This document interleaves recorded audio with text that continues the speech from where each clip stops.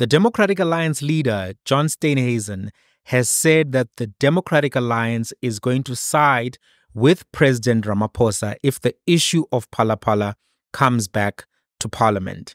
And this issue may very well come back to Parliament because the Constitutional Court issued directives to all the parties involved, asking them to file papers, and the deadline for the filing of those papers is just before the end of the month of July.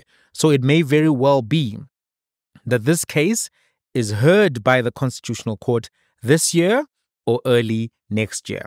And the issue that is going to be before the court is whether or not the decision that was taken by Parliament to not go to a parliamentary impeachment committee was rational and was constitutional and was lawful. So that issue is going to be back. It's not just going to be brought back via a back door. It's going to likely be brought back by this Constitutional Court decision. Now, what has the Democratic Alliance said when they were asked? And they were asked this at a press conference, which was before the opening of Parliament addressed by the president. This is what they said. And I'm going to give you my thoughts on what they said after we play the clip. How we'll deal with the Phala Phala matter? Well, it depends what form it comes to Parliament. And we'd have to see what happens. Parliament, as you know, went through a process and in the 6th Parliament, and the matter was discharged then. It would depend what form it was brought back, whether it's a motion of no confidence. Well, we'd be unlikely to support a motion of no confidence because, frankly, Phala Phala pales into insignificance in the light of the Mkhonto affidavit and with the acts of blatant corruption, state capture that are evident by the people who would no doubt bring such a motion to try and bring the government down. So Bill Clinton famously said the biggest question in politics is compared to what? And compared that to what is sitting on the other side in the gruesome benches of the EFF and MK, I think that we will take our chances on the side of the president in this one, rather than take it with those who would seek to bring down a government so that they could then negotiate their way back into government for no altruistic purpose and no purpose other than to get their hands on state resources so they could start the flow of those resources into the networks that have now been starved by the fact that there's a new government in town. And occupying those benches in Parliament on both the EFF side and the MK side. On the EFF side, we've seen the Mkhonto affidavit that has come out this week that has confirmed that it was the EFF and its leaders who were at the very epicenter of the looting of VBS Bank. And let me remind South Africans that this wasn't just a bank robbery. This robbery stole from the poorest of the poor in South Africa. It stole from struggling municipalities, it stole from stokvels, it stole from savings clubs, and it stole from people who had invested their meager life savings in a bank looking for protection. And what was that money spent on? It wasn't spent on a social good. It wasn't spent on projects that would uplift and save the poor. Instead, the money was spent on Louis Vuitton items, luxury items, splurges at the Durban July on champagne and other luxury goods. And it shows very clearly that the EFF have no intention of being the vanguard of the poor. This is a mask that they use in order to justify the types of activities that they get up to. Sitting on the benches of MK are the likes of disgraced Judge John Steenhuisen. Sitting on the benches of MK are disgraced former Finance Minister Des van Rooyen. And sitting on the MK benches are the puppets of the Gupta regime, who were themselves involved in the very architecture of state capture in the country. Well, that's an interesting viewpoint from John Steenhuisen, but there are some issues that I have with the viewpoint, because I think that fundamentally he has committed two fallacies. One is a red herring, and two is a false dichotomy. Let me explain what I mean and what issues I have with the explanation that he gave. First and foremost, he makes it seem as if the matter was discharged and the discharge in and of itself was okay. In fact, at the time, the Democratic Alliance had a lot of issues with the way things were being done in the matter of how the Section 89 panel report was being handled. If you recall, the process for the impeachment of a president was clarified and rules were put in place. And the first thing that was done was that you need to have a panel which looks at the allegations and makes a determination whether or not you should go to step 2. So if the panel says, no, this is spurious or it's a waste of time, that's the end of the matter. You go on with your life. But if the panel says, listen, there's something wrong with this issue that has been brought and it should go to a committee, that committee then sits and then investigates that issue further, calls witnesses, subpoenas, financial records, whatever the case may be, and they make a determination. Then there's a vote by Parliament on whether or not that individual should be impeached. You see the process. So what happened was the Section 89 panel said, actually, it seems that there were violations of financial control acts. It seems as if the money that came in was not declared. Also, it seems as if the explanation that has been given around how the money came in, what the money was for, why the money was not banked, and how the investigation into the theft of the money was carried out are all funny. That's what was said by the panel. This is not a Mickey Mouse panel. It was a panel which was chaired by a former Chief Justice, one of the most celebrated legal minds in South African history, Chief Justice Sandile Ngcobo. This is not a Mickey Mouse person, right? This is not Coco Melon. This was somebody who, with 2 other legal scholars, one a practicing lawyer, another an academic, made this determination. So this is the thing. What happened was on the 13th of December, just a few days before the conference, ANC people said, no, listen, you guys, you're trying to undermine what happens at the ANC conference. And number 2, what was being said in Parliament, they said, listen, the president is going to take this issue on review. This thing is reviewable. There's something funny with the law, etc., etc. And on that basis, they then voted. The next year, the president tried to go to the Constitutional Court to get the Section 89 panel matter reviewed. They refused to hear that matter.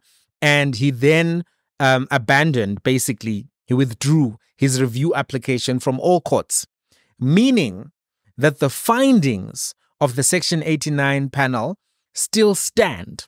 Those findings were that there's a prima facie case that multiple laws were violated by the president, that he violated the constitutional oath. Prima facie means at face value, therefore it means that it warrants investigation. The discharge was irregular, which is why the economic freedom fighters took it to the Constitutional Court and why it's going to be heard at a later stage, which would be sometime either this year or early next year. So even the DA objected to the discharge. So it wasn't a normal discharge. It wasn't as if the matter was settled and everyone was happy with that. And in fact, on the day of the vote itself, the Democratic Alliance actually voted with the EFF for there to be an impeachment process. I'll play that clip. But before I play that clip, the other thing that he's making it seem, and this is where the red herring exists, the false dichotomy, not the red herring, the false dichotomy. False dichotomy is when you give people 2 options. You either say, you can either buy Aquafresh or you can buy Colgate. Choose.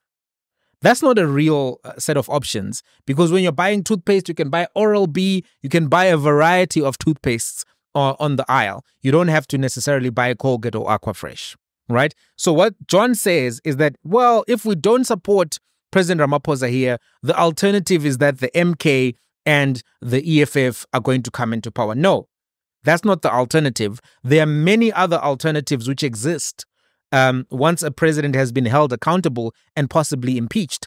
Another could be that Paul Mashatile becomes the president of South Africa, or another person. It doesn't have to be him, because even with him, there can be a vote of no confidence. If people believe that he has, a history or corruption, whatever the case may be, right? So the idea that if Ramaphosa is removed, the only other way of governing South Africa will then be with EFF and MK. EFF and MK only represent 25% of the seats in parliament. The other seats are held by the Democratic Alliance and other parties and the ANC. So it's a false dichotomy to say, if President Ramaphosa is removed, there is no other leader who can then lead the ANC, or there's no other way to have a coalition, a multi-party coalition that they have right now. So that's a false dichotomy. Whether or not the option of the EFF and MK being part of a government in the future exists or not does not mean that it's either Ramaphosa or MK and EFF. That's the false dichotomy there. It's a fallacy of logic. It's something that is used by people when they are arguing in a way that is not necessarily rational, but which is designed to create fear or to make it seem as if people don't have other options, right? So that is the false dichotomy. The red herring is also the discussion of VBS in this particular matter. VBS is a very serious matter. It's a massive scandal, 2 billion rand stolen, right?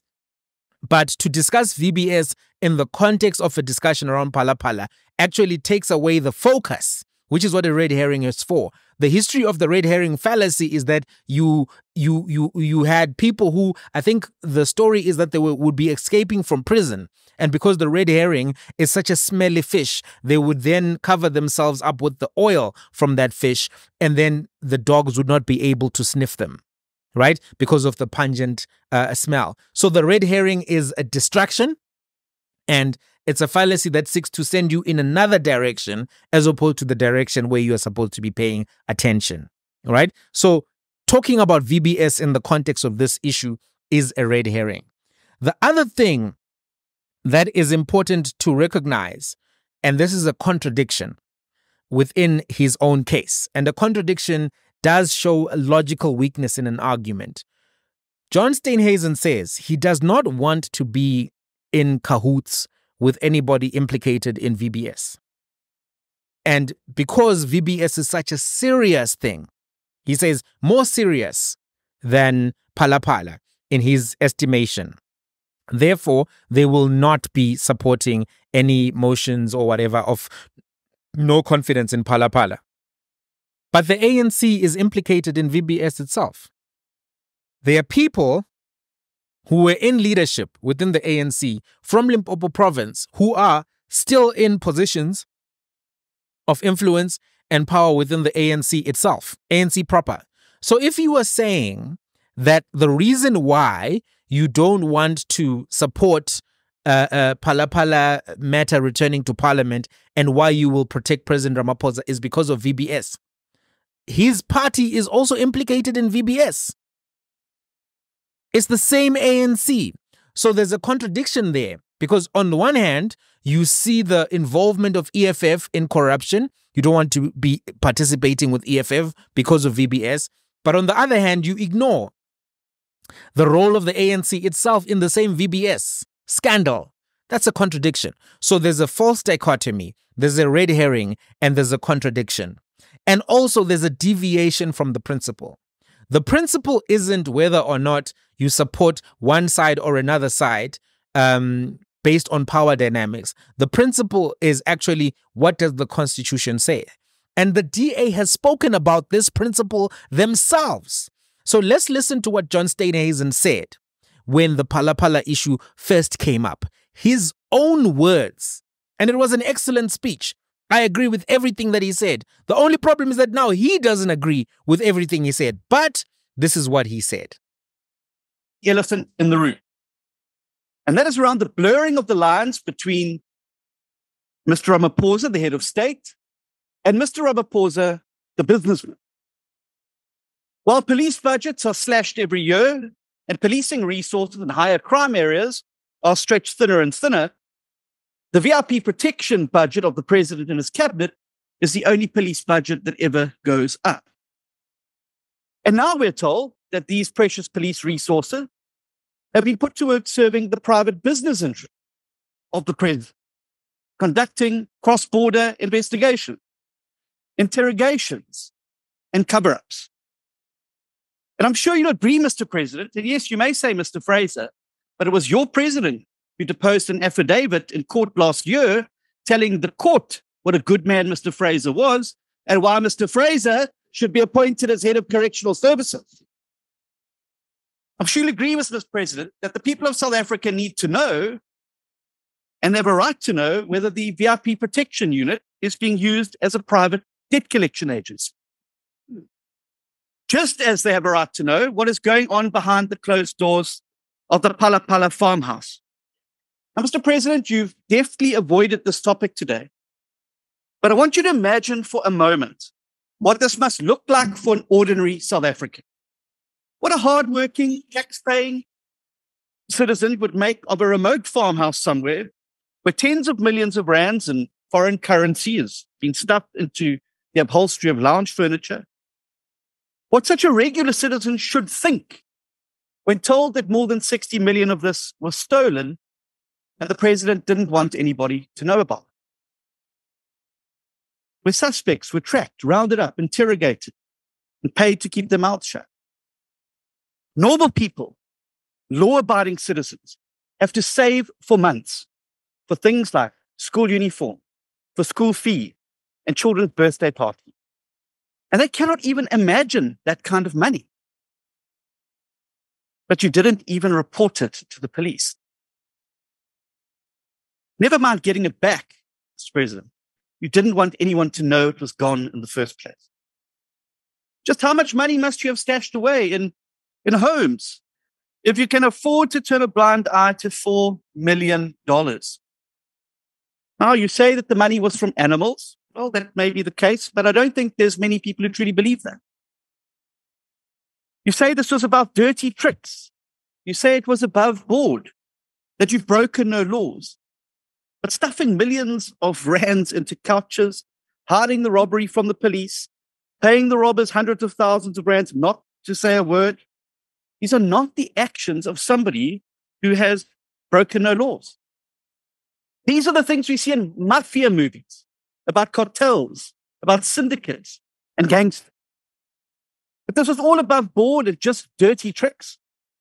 You could have ended it right away, Mr. President, by a full, frank, and public disclosure.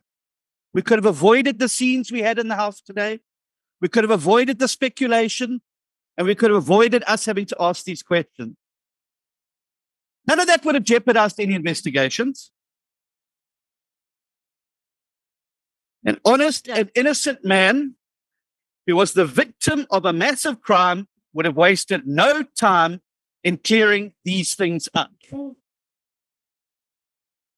Only somebody with a lot to hide would hide behind the smokescreen of a pending investigation 2 years after the event. So again, Mr. President, I'm asking you, for the sake of the country, for the sake of the presidency, to come clean to the people of South Africa and to this House. No more subterfuge, no more secrets. Whoever's advising you, Mr. President, not to speak out about this and set the record straight is giving you bad advice. How much money was stashed away? These are the questions we need to ask. How much was actually stolen? How did the money enter South Africa? And who brought it into the country? 2 years later, Honorable Popo, that's a new record, I think. Were the exchange controls of the South African Reserve Bank observed? How much is on the farm right now? How much is at other properties? Why did it not report it to SAPS? You've spoken today about how important it is to report crime and important the SAPS are. Why was it not reported to the SAP? Were suspects detained? Was Major General Wally Rueda sent to Namibia? Yes, but taxpayers' money is being used to recover it, and that is the problem. Was General Rueda sent to Namibia to go and recover it? On whose authority did he travel there? Who paid for the cross-border investigation? And how much did it cost? Who paid for the security upgrades? We may not be the police, but we're Parliament, and that's our job, to hold the executive accountable. Finally, and arguably most importantly, Mr. President, given your unique obligation as the President to uphold the Constitution and serve the people of the Republic of the country, how do you square this obligation with this sordid detail of the case? Mr. President, every single day that these questions remain unanswered causes irreparable damage to the presidency. which has now gone from paralyzed to petrified. Even the very best case scenario, the most generous interpretation of what has happened, how you came into possession of the money, why it was concealed in your house, and the reasons for the cover-up are damning. But we're not talking about the best case scenario here, are we, Mr. President? Because if we were, you would have surely reported this matter 2 years ago, or at the very least come absolutely clean about the matter as soon as it came to light. The fact that you've used significant powers and resources paid for by the taxpayers of the country and funded through this budget, which we debate in this House today, to conceal any evidence of this money tells me that the real story is something that the presidency will struggle to survive. Even your biggest praise singers in the media and civil society are now realizing that perhaps the emperor was naked after all. But to understand the real sense of anger and disappointment, Mr. President, that South Africans are feeling, you have to remember that we've been here before. And today's scenes in the House was like Back to the Future. Do you recall the shame of Nkandla and the arrogance of your predecessor? Do you remember the embarrassment of the fire pool video and all the shameless defending being done from the ANC bench? Do you remember the scathing rebuke our parliament received for failing to hold the president at the time, President Zuma, accountable for Nkandla, and the solemn promises that were made thereafter by many people in this House today, never again? Do you remember the words of then Chief Justice Mkhonto in the 2016 judgment when he spoke of your unique obligations, Mr. President, as a first citizen? And I quote, "He is required to promise solemnly and sincerely to always connect with the true dictates of his conscience in the execution of his duties. This he is required to do with all of his strength and all of his talents and to the best of his ability. But for the deputy president, only his affirmation or oath of office requires a gathering of people, presumably that they may hear and bear witness to his irrevocable commitment to serve them well and with integrity." You see, you have to be beyond reproach. You have to be open, you've got to be transparent, and you've got to serve people well and with integrity. But now there's only suspicion, secrecy, and silence. How exactly are you different, Mr. President, from the predecessor? Phala Phala is fast becoming your Nkandla, and it's forever going to be an ugly stain on this presidency. But here's the thing. The presidency is not yours. It belongs to the Republic of South Africa.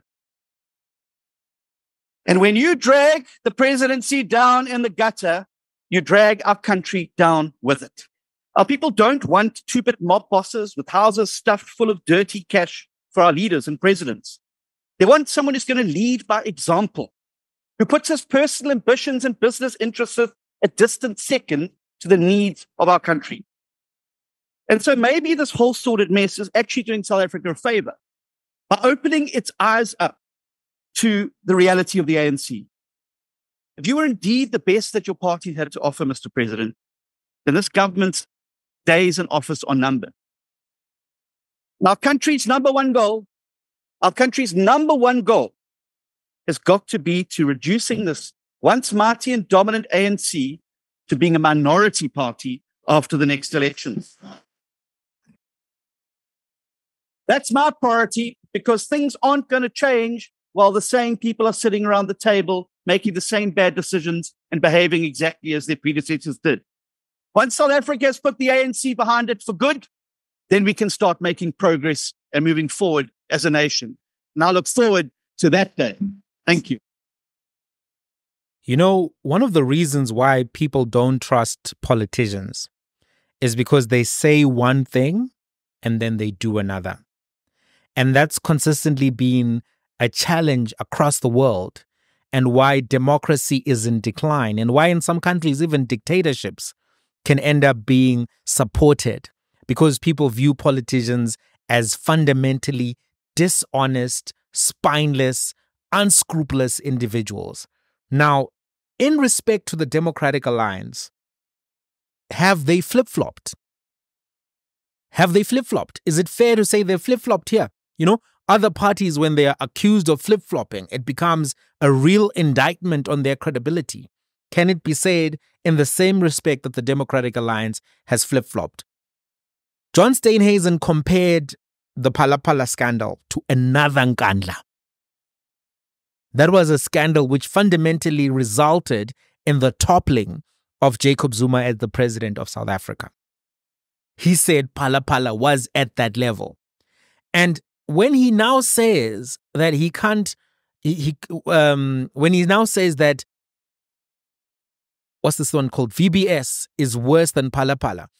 There are some things that require scrutiny in that statement, because he admits that he doesn't even know everything about the Phala Phala scandal, but from the little that he knows, it seems grave, right? The blurring of lines between the presidency and the person called Cyril Ramaphosa, the use of police resources. How much of police resources were used to go into Namibia? What was the nature of the investigation, where people were trapped, interrogated, bribed, all manner of allegations which have still not been ventilated? What did Wale Rude do? And we may never know. You know, one of the most weird stories that came out of this Phala Phala saga is that at some point, Wale Rude's son died mysteriously after being missing for weeks. I don't know what that means, but I think a wise man once told us, a wise minister called Pravin Gordhan, told us to connect the dots.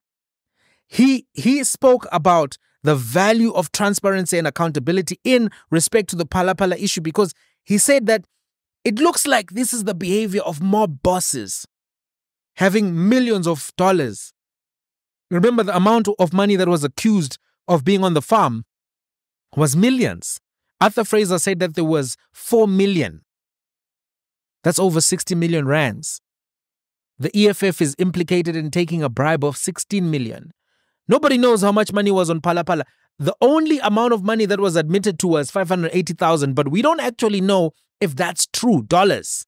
We don't know. You don't know. I don't know. We don't know. Even John says, how much money was on that farm and other properties? He says, these are not the actions of someone who has broken no laws.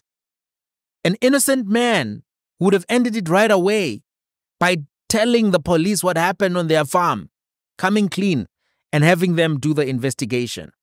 He spoke about the violation of exchange controls, the violation of declarations of the money, even selling and buying in foreign currency. You can't just do that.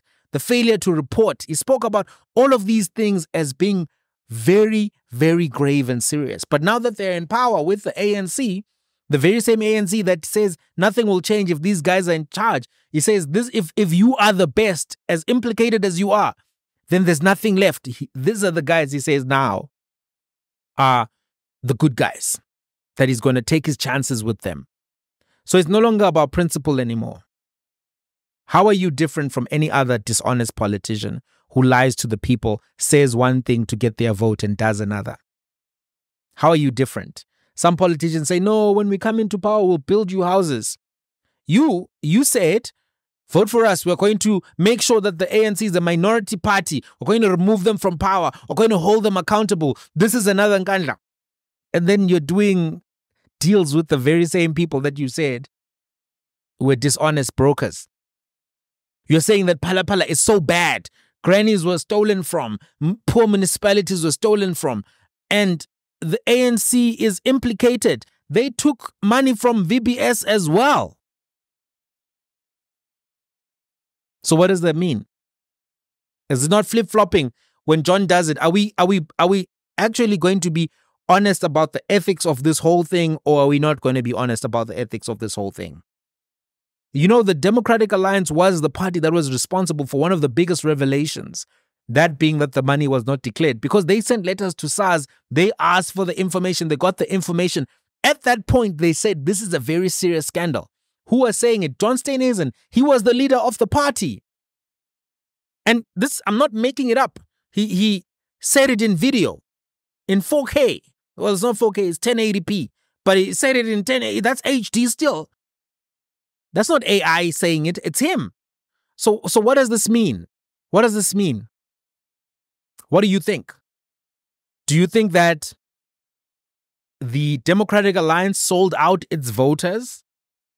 who it told that it would deal with this matter? Who it told that this was another Nkandla? Or do you think that they are reasonable in doing this because the threat of the ANC and MK is so bad? And also, why is that the threat? Why can't the ANC choose another leader? Don't they have processes? They can go to special conferences. There's an NGC that they can do. There's so much that they can do even outside of the elective conference. What if the Constitutional Court says, yeah, this was wrong, the way that the decision was made? And by the way, another issue that I think I can close off with is that the Constitutional Court has made it very clear that that's not how you're supposed to vote. You're not supposed to vote on party line. You're not supposed to vote to protect your interests. You're supposed to vote in alignment with the Constitution. The obligation of a member of parliament is to uphold the Constitution and act in the public interest. So if someone has been found to have violated exchange controls, to have violated things that are in their oath, to have acted in a way that exposes them to a risk of conflict of interest, the threshold is so high.